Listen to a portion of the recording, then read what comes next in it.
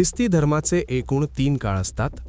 पहिला काळ हा प्रायश्चित्त काळ असतो, त्यानंतर पुनरुत्थान काळ आणि मग सामान्य काळ सुरू होतो. येशू ख्रिस्ताच्या बलिदानाची आठवण करून देणाऱ्या पवित्र प्रायश्चित्त काळाला सुरुवात झाली आहे.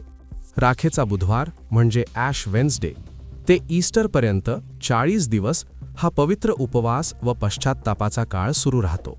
या काळात भाविक प्रार्थना, त्याग, उपवास आणि दानधर्माद्वारे आध्यात्मिक शुद्धीकरण करतात व पापांबद्दल क्षमायाचना मागतात. चालू असतानाच आम्ही या प्रायश्चित्त काळामध्ये शिरतो. हा प्रायश्चित्त काळ हा युरोपमध्ये वसंत ऋतूचा काळ आहे. त्याला इंग्लिशमध्ये लेंट म्हणतात, LENT. आणि या वसंत ऋतूमध्ये आपण बहरलं पाहिजे, फुललं पाहिजे, फळलं पाहिजे. प्रायश्चित्ताच्या प्रवासाची पहिली पायरी म्हणजे राखेचा बुधवार. त्या दिवशी चर्चमध्ये प्रत्येक भाविक शांतपणे पुढे येतात आणि धर्मगुरू त्यांच्या कपाळावर राखेचा क्रूस उमटवतात.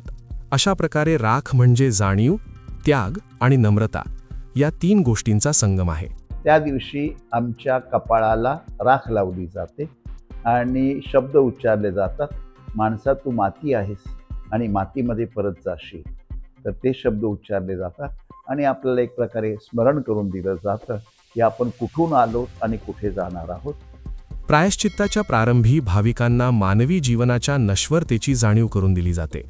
मात्र या काळाचा समारोप होतो तेव्हा ईस्टर संडेला तू केवळ माती नसून प्रकाश आहेस असा आशादायी संदेश दिला जातो. आम्ही येशूने मरणाच्या अगोदर आपल्या शिष्यासोबत भोजन घेतलं, त्याला आम्ही शेवटचं भोजन म्हणतो. त्या भोजनाचा विधी असतो. त्या भोजनाच्या विधीमध्ये आमचे फादर आमच्या लोकांचे पाय धुतात. तर येशूने जे सांगितलं, मी सेवा करून घेण्यासाठी नाही तर सेवा करण्यासाठी आलो आहे, हे त्याच्यातून अंतर्भूत केलं जातं की आपण धर्मगुरू असू, बिशप असू, पोप असू, कार्डिनल असू, आपण आपल्या लोकांचे पाय धुतले पाहिजेत आणि त्यांनी जाऊन त्यांच्या घरच्या लोकांचे पण पाय धुवायचे असतात. ईस्टर संडे हा येशू ख्रिस्ताच्या पुनरुत्थानाचा दिवस आहे. येशू ख्रिस्ताला क्रूसावर खिळले गेले, त्याने मरण सोसले, परंतु त्यानंतर त्यांचे पुनरुत्थान झाले. याच अद्भुत घटनेचे स्मरण या दिवशी केले जाते.